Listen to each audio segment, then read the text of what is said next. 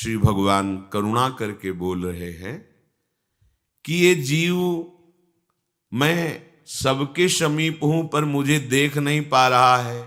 क्यों? ये जीव अजन्मा है, फिर भी ये जन्म मरण भोग रहा है। क्यों? इसे कभी किसी भी वस्तु की कोई आवश्यकता नहीं है। जो हमारा स्वरूप है वो वस्तु से पोषित नहीं है। वस्तु से पोषित ये शरीर है और शरीर प्रारब्ध के अधीन है।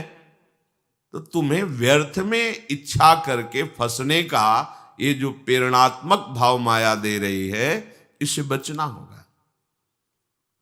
हमें यही फंसाव है। हम क्यों प्रभु को नहीं देख पा रहे? अजन्मा होते हुए क्यों दुख प्राप्त कर रहे हैं? अविनाशी होते हुए क्यों मृत्यु का भय हमें सता रहा है? जहां किंचन मात्र कोई भी अभाव नहीं, वहां मांगे क्यों उठ रही हैं? क्यों इच्छा हो रही है? यही अज्ञान, यही मायाकृत भ्रम है जिसमें हम बहुत काल से फंसे हुए हैं। ध्यान से सुने तो भगवत कृपा से बात समझ में आ जाए तो इसी जन्म में हमारा काम बन जाए। हमारा काम बन जाने का मतलब है हम प्रभुमय हो जाएं। हैं प्रभुमय ही हैं। ये जब तक चूक रहेगी कि हम प्रभुमय नहीं हैं, तभी तक ये माया का आकर्षण है। आप भगवत स्वरूप हैं। कोई भी हो, कहीं भी हो, प्रभु का अंश प्रभुमय ही होता है। जब हम ये स्वीकार करेंगे तो काफी बल हम में आ जाएगा इस माया से लड़ने का। और जब हम ये स्वीकार करते हैं कि हम देह हैं, तो फिर भोग हमें परास्त कर देते हैं। ये काम क्रोध आदि हमें परास्त कर देते हैं। प्रभु कह रहे हैं, इच्छा द्वेष समुत्थेन द्वंद्व मोहेन भारत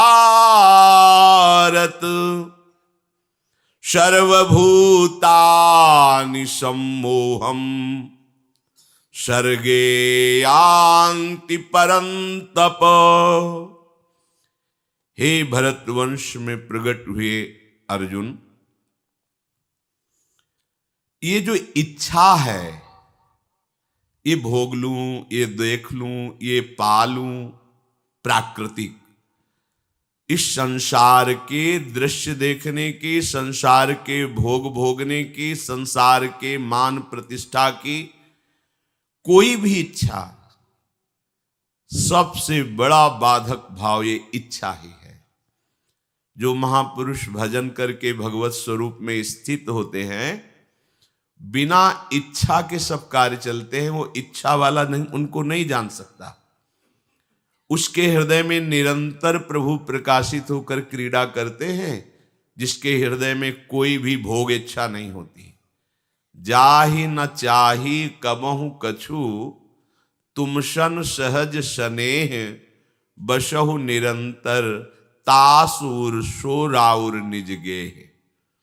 हे प्रभु, जिसे कभी कुछ पाने की इच्छा नहीं है, आपसे सहज में प्रेम है, उसका हृदय आपका निज घर होता है।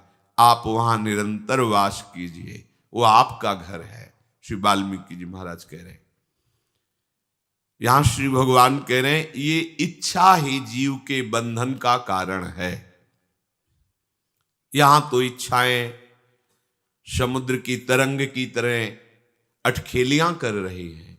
जैसे समुद्र में अनंत तरंगे, ऐसे अनंत इच्छाएं, एक दो इच्छा है, अनंत इच्छाएं, ऐसा हो जाए, ऐसा हो जाए, ऐसा हो जाए।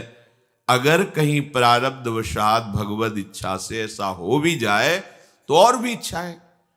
इच्छाओं का कभी अंत नहीं पाया गया। इच्छा त्याग से ही इसका अंत होता है। इच्छाओं की पूर्ति से कभी भी किसी की इच्छा रुकी नहीं है। आज तक इतिहास साक्षी है। हमारी इच्छा पूर्ति हो जाए तो हम फिर भजन करने लगेंगे, ऐसा सोच केवल हो सकती है। पर जहां वो इच्छा की पूर्ति हुई, ताओं और इच्छाएं प्रकट हुई और उसमें फंस गया। इच्छा और द्वेष, ये जिसके हृदय में रहते हैं, भगवान के समीप रहने पर भी उन्हें नहीं देख पाता है, और उसे फिर ना चाहते हुए द्वंद्वों में पिसना पड़ता है। सुख दुख, लाभ हानि, जय पराजय, हर्ष शोक, जन्म मृत्यु, ये सब द्वंद्व हैं। ना चाहते हुए भी उसे इसमें पिसना पड़ेगा। जिसके अंदर भोगों की इच्छा है और दूसरों से द्वेष है। संपूर्ण प्राणी इसी मूढ़ता को लेकर अनंत काल से दुख भोग रहे हैं, जन्म मरण को प्राप्त हो रहे हैं। मेरे समीप रहने पर भी वो मेरा अनुभव नहीं कर रहे। स्पष्ट भगवान कह रहे हैं कि ये इच्छा और द्वेष, इच्छा को ही राग कहा गया है, ये राग द्वेष ही संपूर्ण सृष्टि को बांधे हुए हैं। इच्छा और द्वेष जिसके हृदय में है, वो द्वंद्व में सदैव पिसता रहता है। कभी लाभ हो गया तो हर्ष से फूला नहीं समाता, कभी शोक हो गया तो बहुत दुखी हो जाता है। ऐसे ही पूरा जीवन व्यतीत हो जाता है। कहीं सम्मान मिला तो सुखी हो गया, अपमान मिला तो दुखी हो गया, अनुकूलता मिली तो सुखी हो गया, प्रतिकूलता मिली तो दुखी हो गया। और ये सृष्टि चक्र है, कभी एक जैसा चलता नहीं है, ये परिवर्तनशील है। आज वाह वाह तो कल निंदा होगी, आज निंदा तो कल यश होगा, ये क्रम चलता रहता है। जो इच्छा और द्वेष को स्वीकार किए हुए उसे ना स्वीकारती होने पर भी द्वंद्वों में उसे पिसना पड़ेगा। ये द्वंद्व उसे फिर चैन से नहीं रहने देंगे। भगवान से बिल्कुल विमुख किए हुए ये इच्छा द्वेष उसे संसार में ही विचरण कराते हैं। इसीलिए उसका बार बार जन्म होता है, बार बार मरण होता है। ये जन्म मरण कैसे होता है? इच्छा द्वेष से, राग और द्वेष से। ये भारी दुख कब तक मिलते रहेंगे? जब तक ये इच्छा और द्वेष रहेगा।